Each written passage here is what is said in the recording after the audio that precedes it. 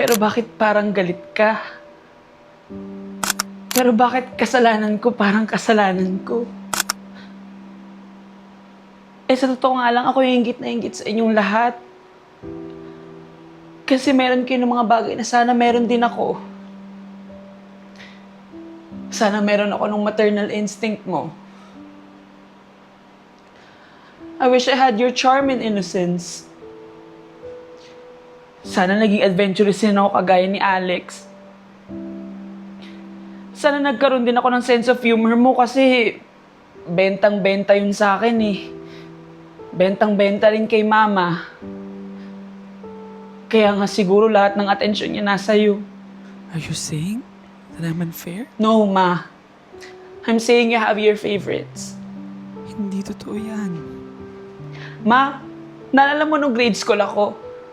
Di ba graduate akong valedictorian tapos ang dami kong medals? Tapos si Teddy isa lang pero siya pa rin yung pinuri mo. Tapos naalala mo nung umuwi ako sa bahay, tapos gutom na gutom ako, tapos nagalit ka sa akin nun kasi kinain ko yung ulam na tinabi mo para kay Teddy. Tapos umuwi ka galing Divisoria, may dala kang mga pants. Tapos ang sabi mo sa akin, wag muna akong pumili kasi pipili si Teddy. Siya yung panganay. Dapat siya yung pumili. I'm sorry. I didn't know you felt that way. Ma, it's okay. Okay lang naman. Naiintindihan ko naman, tinanggap ko naman. Na iba talaga yung turing mo kay Teddy, tsaka kay CJ kasi sila yung paborito mo. Si Papa naman si Alex, saka si Gabby yung paborito. And that's okay. That's okay. Kasi ang importante sa akin, binuhay niyo ko, pinakain niyo ko, pinag-aral niyo ko, binihisan niyo ko, minahal niyo ko. Kayo ni Papa. And that's good enough for me. Kasi growing up naman, nandun si Alex. Siya lang yung may favorite sa akin. Noon.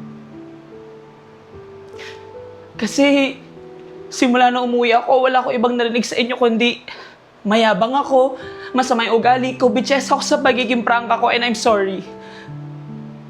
I'm sorry kung matigas ako sa paningin nyo.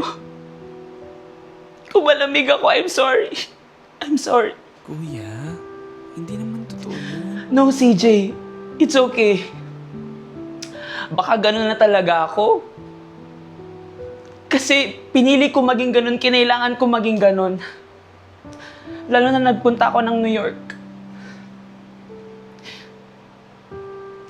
Alex, baka nga tama ka. Baka nga ambisyosa ako. Baka nga mahalaga sa akin yung karir ko. Pero alam mo, hindi ko ginawa yun para lang sa sarili ko. I had to go there for us. For our family's future. Kasi nababaon na tayo sa utang sa pagkakasakit ni Papa. Tapos si Mama ooperahan. Tapos si Gabby maliit yung sweldo. Tapos si CJ magka-college. Tapos si Teddy kailangan ng pera papunta ng Spain. Tapos ikaw, wala kang permanenteng trabaho. At ayokong patigilin ka sa pagpipelikula mo kasi ang sabi mo sa akin, dun ka masaya. Dun ka magaling. Dun magiging proud sa'yo si Mama.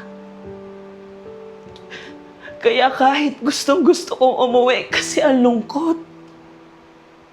Ang hirap-hirap mag-isa. Miss na miss ko kayong lahat. Pero lahat ng yun tiniis ko. Nagpakatatag ako, nagpakatigas ako kasi kailangan ko. Pero hindi dahil matigas ako, wala na akong pakiramdam. Na hindi na ako nasasaktan. Nasasaktan din ako.